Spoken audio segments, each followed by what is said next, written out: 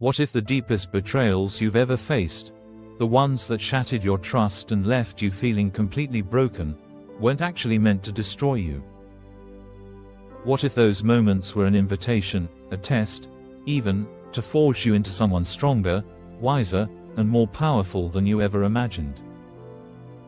There's an ancient secret, a Stoic method for not just surviving betrayal, but for turning the memory of that pain into the very blueprint for your own power.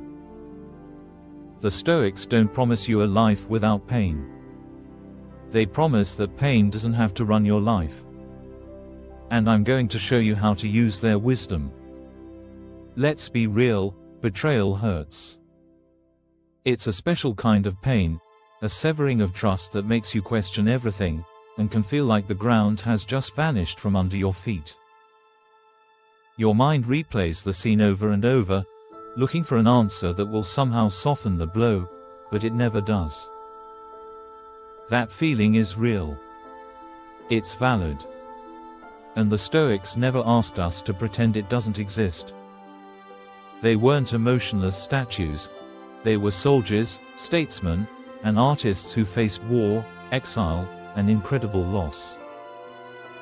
But right here, they made a powerful pivot, a choice that changes everything. They understood that while pain is inevitable, suffering is optional.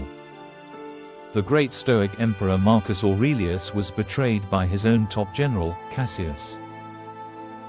Yet, he wrote, "You have power over your mind, not outside events. Realize this, and you will find strength." This is the first major shift in perspective. The act of betrayal was an external event. It happened. The pain you feel is a natural reaction.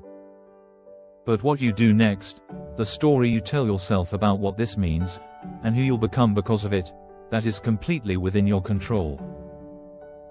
The ancient Stoic doesn't deny the wound, they just refuse to let that wound define who they become.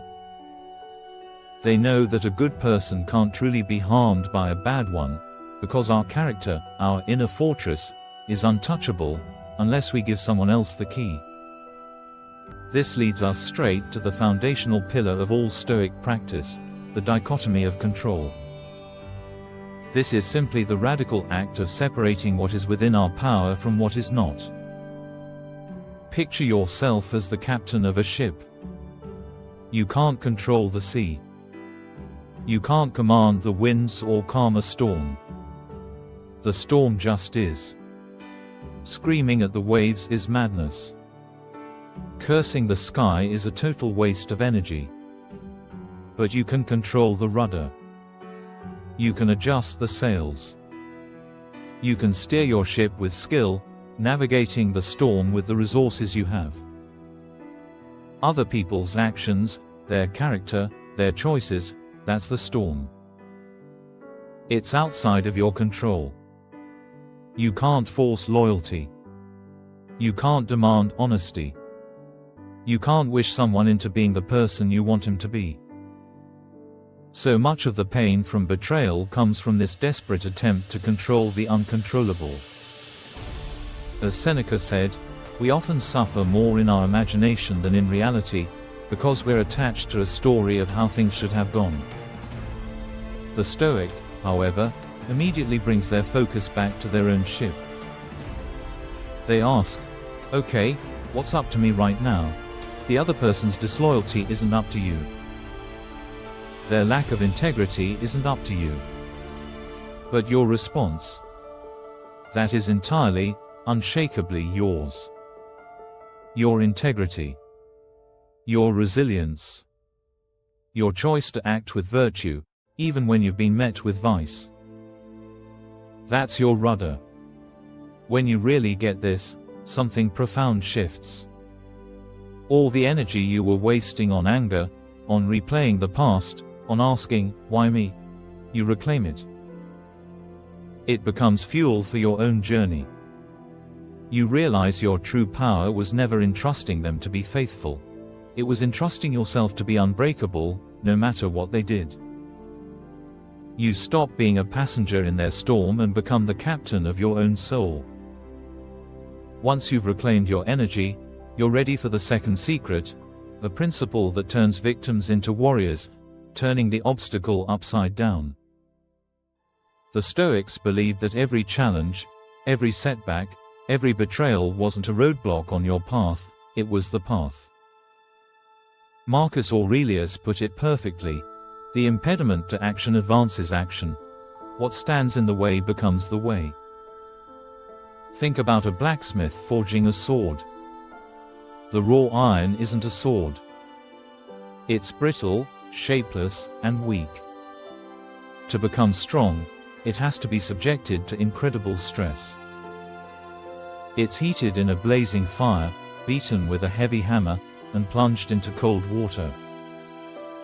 The fire, the hammer, the shock, these are the very things that could break it. But they are also the only things that can transform it into something sharp, resilient, and powerful. Betrayal is the fire and the hammer. It's an immense pressure that shows you your weaknesses, your false assumptions, your fragile attachments.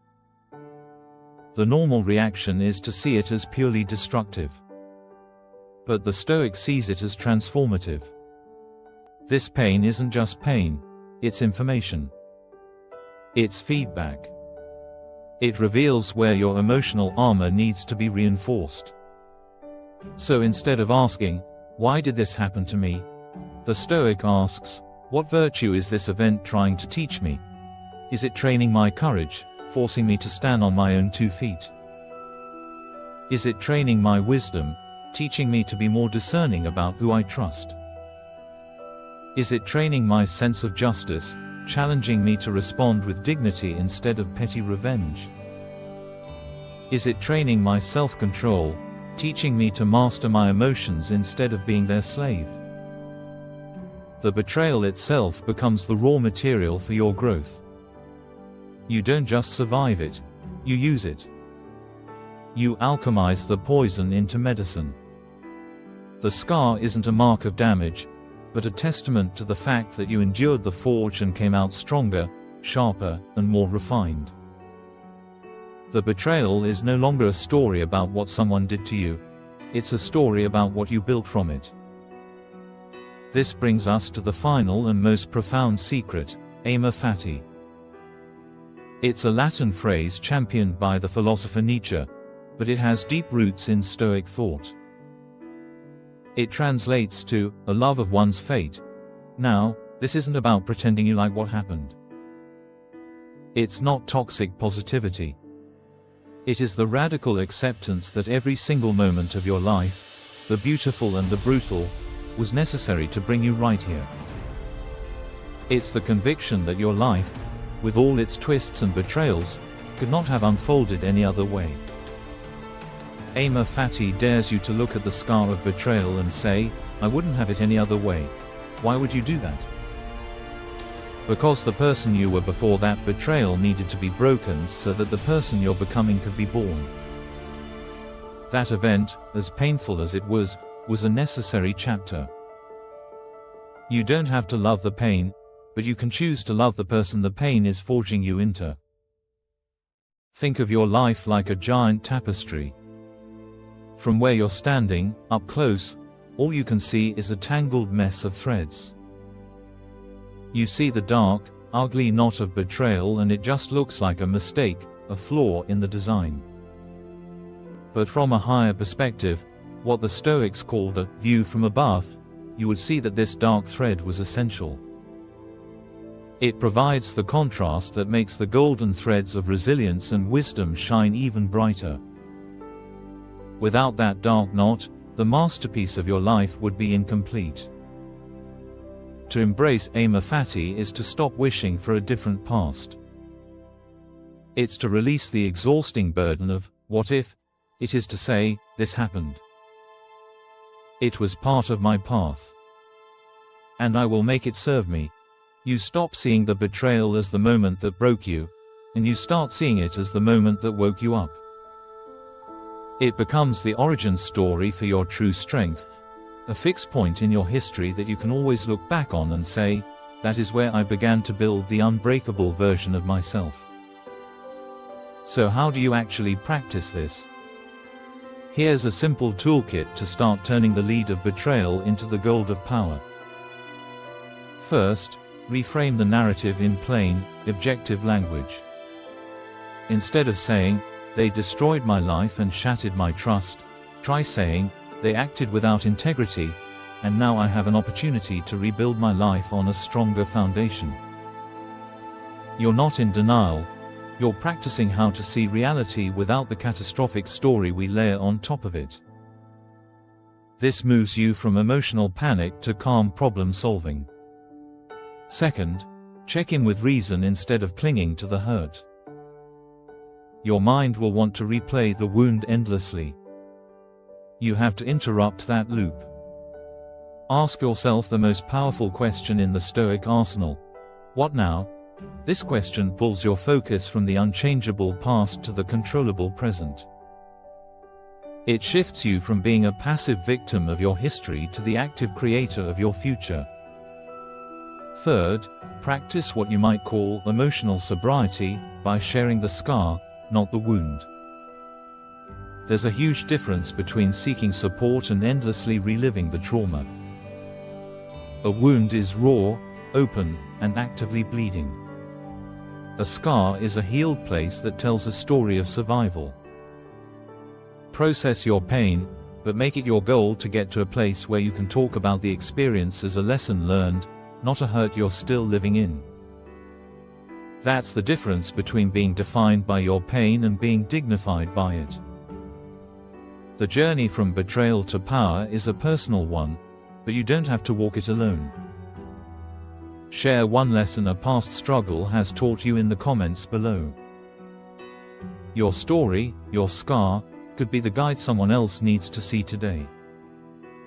And if this ancient wisdom resonates with you, subscribe for more on the path to building an unshakable life. Betrayal doesn't have to be the end of your story. It doesn't have to be a life sentence of bitterness and mistrust. The Stoics taught us that these moments of profound pain are also moments of profound opportunity. They're invitations to discover a power you never knew you had, a power that no one can ever take from you. The secret is to see the wound not as a mark of weakness, but as the very birthplace of your strength. You didn't choose the betrayal, but you always choose your response. And in that choice lies your freedom, your peace, and your power.